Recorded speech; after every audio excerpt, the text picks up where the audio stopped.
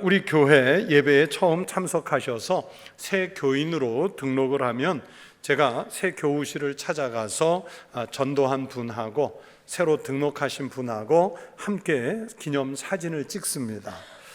홈페이지 새가족 소개하는 코너에 그 사진이 올라가 있습니다.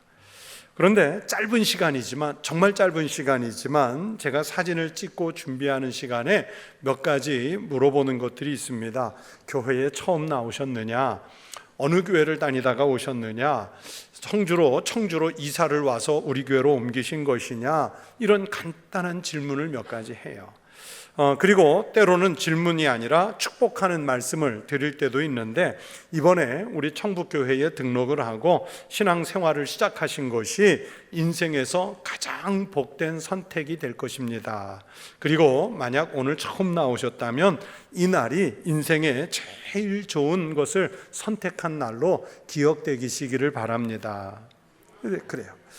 새로 등록한 분들 중에 보면요, 자기는 별로 나올 마음이 없는데 가족들에게, 친구들에게, 이웃에게, 직장 동료에게 교회 한번 같이 가자, 교회 한번 나와라, 이런 그 간곡한 부탁에 어쩔 수 없이, 또 때로는 정말 끌려오다시피 그렇게 교회에 첫 발걸음을 시작했다가 나중에 시간이 지나서 보면, 세월이 지나서 보면 오히려 자기를 전도해서 데리고 온 분들보다 믿음이 더 좋아져서 그분들이 나중에 간증을 하는데, 그때 나는 교회 가기 싫었는데 내 친구가 혹은 우리 가족이 나를 거의 강제로 끌고 가다시피 해서 청북교회를 갔는데 내가 이렇게 하나님 은혜를 입게 됐다, 그러면서 자기를 전도한 분들에 대해서 감사한 마음을 갖는 분들이 있습니다.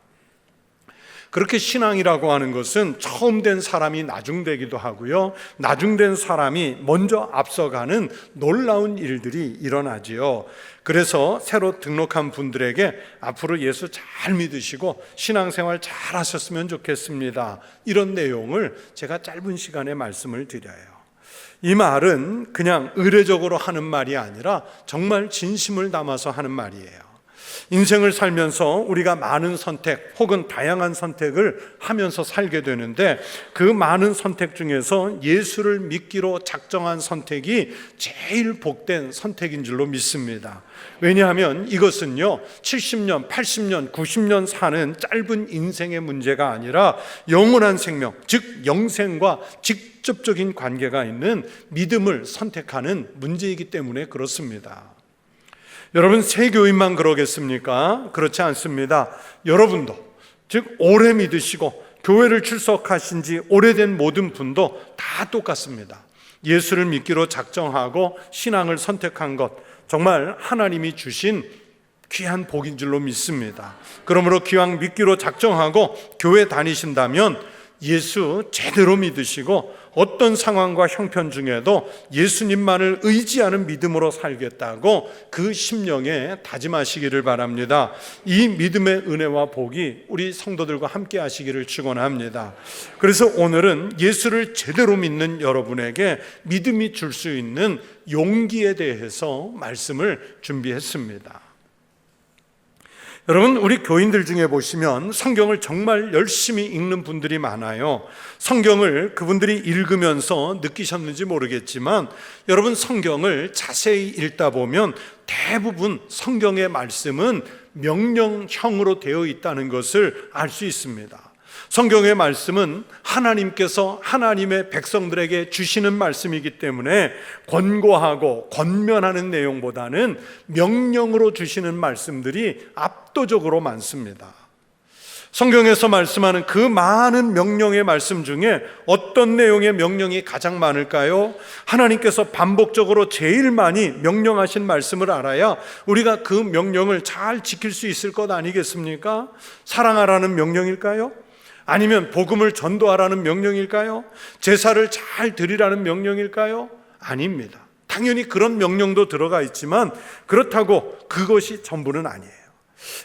행실을 온전하게 하라는 명령도 많지 않고, 교만하지 말라는 명령도 아니고, 겸손하라는 명령도 아닙니다. 여러분, 성경에서 어떤 명령보다 자주 말씀하는 하나의 명령, 하나님께서 아주 강하게 하시는 명령, 그리고 뜻밖의 많이 하시는 명령의 말씀은 바로 이것입니다. 두려워하지 말라. 두려워하지 말라. 성경의 말씀들 속에서 이 두려워하지 않은 말라는 말씀과 비슷한 말씀들을 다 모아보면 두려워하지 말라, 놀라지 말라, 강하고 담대하라, 하나님을 신뢰하라, 이런 명령의 말씀들을 반복하세요. 여러분, 하나님은 왜 우리에게 두려워하지 말라고 그렇게 반복해서 명령하실까요? 왜 안심하라고 말씀하실까요? 아무리 반복해서 수십 번을 얘기해도 우리가 못 알아들을 것 같으니까 하나님이 말씀하신 거 또 하시고 또 하시고 그러시는 건가요? 아니면 우리 전능하신 하나님이 잠시 치매기가 있으셔서 전에 했던 말씀을, 했던 것을 잊어버리고 또 다시 꺼내시는 건가요? 그것은 아니겠잖아요. 여러분, 두려움이라고 하는 것은 심각한 악이 아닙니다. 영혼을 죽일 수 있는 죄의 목록에 포함된 것도 아닙니다. 두려워했다는 이유 때문에 벌을 받은 사람도 없습니다. 살면서 이런저런 이유들 때문에 두려워하는 사람이 얼마나 많습니까? 지난 2, 3일 무심천을 보면서요, 물이 큰 강을 이루어서 흘러가는 걸 보면서 저는 두려웠어요. 야, 저러다가 저 물이 제 방을 넘으면 어떡하지? 혹시라도 저 큰 물에 사람이나 차가 휩쓸려 가면 어떻게 되지? 그런 상상을 하니까 갑자기 막 이렇게 막 오금이 저리면서 두렵더라고요. 여러분, 그런 장면을 생각하면서 두렵지 않을 사람이 누가 있겠어요? 그것처럼 어떤 사람은 물이 두렵고, 어떤 사람은 높은 자리에 올라가는 게 두렵고, 어떤 사람은 바람이 세차면 두렵고, 어떤 사람은 사람이 두렵고, 어떤 특정한 상황이 두려울 때가 많습니다. 그 두려움은 누구에게나 찾아올 수 있는 심리적 요인 아니겠습니까? 그렇기 때문에 여러분, 두려움은 악도 아니고 죄도 아닙니다. 그런데 왜 하나님은 다른 어떤 말씀보다도 더 많이 하나님의 백성들에게 두려워하지 말라고 반복해서 말씀하실까요? 하나님이 우리에게 두려워하지 말라고 그렇게 많이 말씀하시는 이유는 우리 인간이 하나님의 명령을 회피하려는 유혹을 받는 첫 번째 이유가 바로 두려움 때문이라고 생각합니다.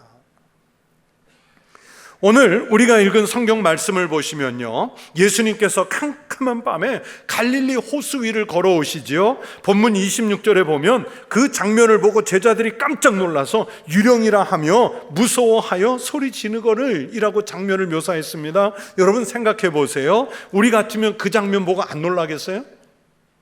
사람이 물 위를 걷는다? 그 자체가 상상이 안 되죠? 더구나 캄캄한 깊은 밤에 풍랑이 일어나고 있는 갈릴리 호수에서 저 건너편에서 사람의 형상이 걸어오고 있는 거예요. 귀신이나 유령이 아니고서는 생각할 수도 없는 일입니다. 그런데 제자들이 이 대목에서 잠깐 잊었던 사실은 우리 예수님이 하나님 자신이시라는 사실입니다. 천지를 창조하시고 우주를 운행하시고 만물을 통치하시는 하나님이시라는 것을 잠시 잊었어요. 그런 제자들을 향해서 예수님께서 27절에서 이렇게 말씀하십니다. 안심하라, 나니 두려워하지 말라. 안심해라, 나다, 두려워하지 말라. 제자들은 그 말씀을 들으며 반신반의했지만 정신을 차리고 보니까 정말 예수님이 맞는 것 같아요. 그런데 어떻게 그 물 위를, 풍랑 위를 걸어오시는 예수님을 자기네들이 맞아들여야 할지 알지를 못했습니다. 제자들이 예수님을 알아보고 호수 위로 나갈 생각을 못했습니다. 물 위라고 하는 것이 그들을 가로막았고, 바람이 불고 파도가 거세게 치는 것이 예수님이 자기들 가까이에 오셨어도 나가서 어떻게 해볼 도리가 하나도 없는 거예요. 그렇게 제자들이 예수님이 계시는 배 밖으로 나가기를 거부하는 첫 번째 이유가 두려움 때문이잖아요. 두려움 때문입니다. 로이드 오길비라고 하는 신학자는 성경에 두려워하지 말라는 말씀이 총 366회가 등장한다고 분석을 했습니다. 물론 그분이 우리말 한국어 성경을 보신 건 아니겠죠. 영어 번역본을 가지고 본 것이겠지만은, 그러나 그 성경일지라도, 영어 그 성경일지라도 366회라는 그 숫자가 참 절묘합니다. 이것에 대해서 오길비 목사님은 어떻게 해석을 했냐면, 여러분 1년이 며칠이에요? 365일. 그러니까 하나님은 우리 보고 365일 두려워하지 말라고 말씀하셨다는 거예요. 그러면 365회가 나와야지 왜 366회입니까? 4년에 한 번 윤년이 끼잖아요. 그 해는 366일이잖아요. 그러니까 하나님은 4년 되는 그 날짜까지 계산해서 우리에게 두려워하지 말라, 그렇게 오길비 목사님은 해석을 한 거예요. 저희 아이들이 아직 많이 어렸을 때 제가 수영장에 데리고 놀러 간 적이 있습니다. 아마 큰아이가 3, 4살 혹은 4, 5살 요쯤 됐을 때 아니었나 싶어요. 저는 수영장 안에 있었고요. 아직 물이 무서워서 들어오지 않는 제 큰 아이는 수영장 가에서 서성이면서 있는 거예요. 그래서 제가 물속에서 들어오라고 손짓을 했는데, 근데 제 눈에 아이가 갈등하는 모습이 잠깐 비치는 거예요. 분명 아이의 마음 한쪽에는 무슨 생각이 일어났을까요? 물이 깊고 그 물이 차가우니까 그냥 가만히 있어, 너 들어가지 마, 수영도 못하는데 너 깊은 데 가서 갑자기 허우적거리면 어떡할래? 그러면 아마 걱정하는 마음이 들려왔겠죠. 그러나 가만히 생각해 보면 지금 물속에서 들어오라고 손짓하는 사람이 누구예요? 아빠잖아요. 아빠가 자기를 보호해 줄 것이라는 생각도 있었겠죠. 그래서 아이는 이 두 개의 마음 사이에 갈등하는 게 언뜻 제 눈에 보이는 거예요. 그래서 저는 이것을 뭐라고 정리를 했냐면, 이 시간이 지금 쟤는 두려움과 신뢰 간의 싸움이다. 너무 고상하게 해석을 했나요? 그 두려운 생각은 너 지금 물에 들어가면 안 돼, 그러면서 들어가지 말라고 경고하죠. 그러나 아빠를 신뢰하는 마음은 물에 뛰어들어, 괜찮아, 아빠가 있잖아, 그러면서 재촉을 해요. 아이는 이 두려움과 신뢰 사이에서 지금 결정을 해야 됩니다. 뛰어들거나 아니면 그냥 뒤돌아서 더 안전한 땅으로 가면 돼요. 지금도요, 수영장에 가면 흔히 볼 수 있는 풍경 아닙니까? 그러다가 아이가 결국 물로 뛰어들었어요. 그런데 제가 너 갈등했지? 한번 쌤통이다, 물 먹어봐라 하고 그냥 놔뒀을까요? 아니잖아요. 당연히 바로 안아가지고 물의 느낌을 즐기게 해준 거예요. 그렇게 아빠를 한번 믿고 들어온 다음에 물이 재밌으니까 이제는 너무 안 나가려고 해서 걱정, 끝까지 있겠다. 이제 최소한 아이는 물속에 있는 아빠를 신뢰하게 됐습니다. 분명히 다음번에 다시 와서 또 그러면 이제는 안심하고 들어오겠죠. 만약에 그때 뛰어내리지 않았다면 아이는 아빠를 신뢰할 수 있는 기회를 잃어버리는 겁니다. 다음에도 이런 기회가 잘 오지 않지만 만약에 와도 자기 나름대로 안전한 방법을 택하고 아빠를 믿지 않았기 때문에 물이라는 새로운 그 기회를 갖기가 어려워지는 거예요. 여러분, 우리가 인생을 살면서 때로는 두려움도 필요하지요. 그러나 하나님을 신뢰하는 그 믿음이 여러분의 인생을 짓눌러 오는 어떤 두려움보다 훨씬 큰 믿음이 되시기를 주의 이름으로 축원합니다. 오늘 이 성경 말씀 속에서 예수님의 제자들은 예수님이 폭풍 속에서도 자기들과 함께 계신다는 사실을 몰라서 두려워한 거예요. 그래서 다들 예수님이 유령인 줄 알고 그 흔들리는 배전을 붙잡고 배 바닥으로 몸을 숨깁니다. 그러나 베드로만 예수님에게 자신을 예수님 계신 곳으로 걸어가게 해달라고 부탁을 합니다. 예수님은 그런 베드로에게 오라고 말씀하셨습니다. 분명히 베드로도 순간적으로 그 마음속에서 일어나는 두려움은 물속에 들어가지 말자, 이런 속삭임이었을 거예요. 그러나 주님을 신뢰하는 그 믿음의 마음은 물에 뛰어들라, 이런 용기를 주었을 겁니다. 그 용기를 믿고 베드로는 물 위에 내려섰습니다.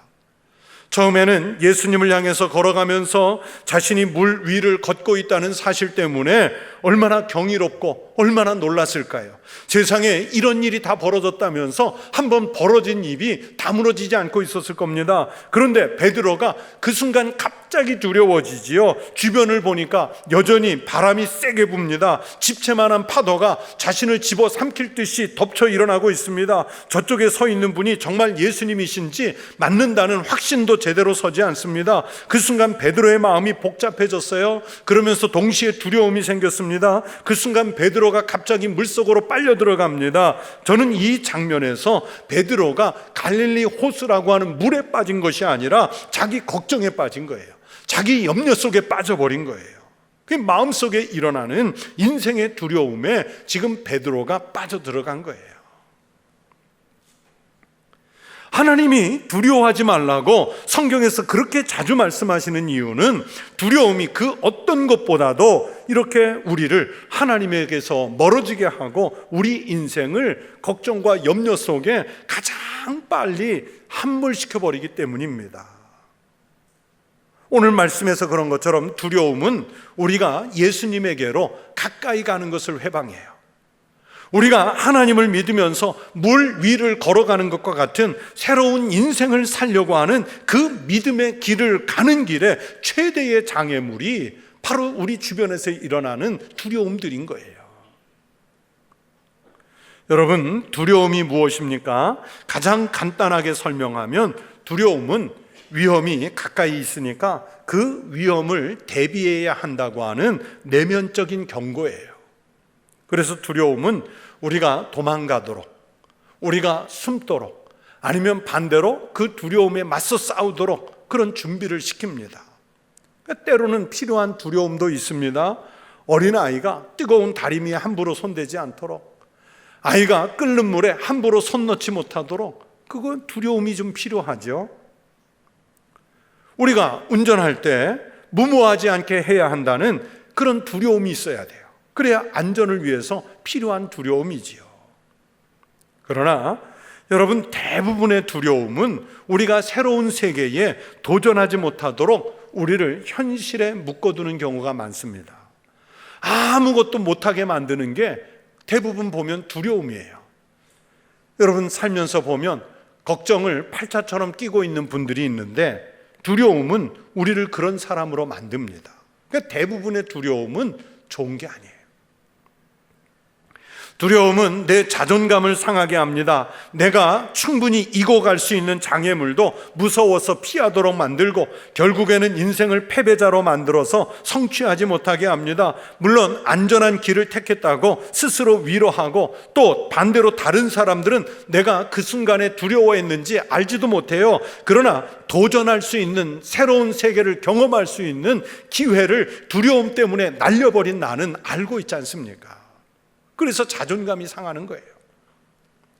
두려움은 하나님이 여러분 안에 두신 잠재적인 능력을 성취하지 못하도록 막는 역할도 합니다. 여러분 생각해 보세요. 사람이 한 단계 올라서서 성장한다는 것은 항상 위기를 겪고 그 위기를 이겨내면서 성장하는 것 아니겠습니까? 위기를 만나면 항상 당연히 두려움이 따라오지요. 그러나 그 두려움을 이겨내야 한 걸음 더 나가고 한 단계 올라서고 한 치가 더 성장을 하는 거예요. 그대로 있으면 안전할 것 같지만, 그러나 뒤돌아보면 퇴보하거나 아니면 도태돼서 사라지고 말지요. 그렇게 실패를 두려워하면 자신의 재능을 발전시키거나 사용할 수 있는 기회가 없어집니다. 두려움은 기쁨을 얻지 못하게 합니다. 두려움을 넘어서야 놀라운 환희가 있습니다.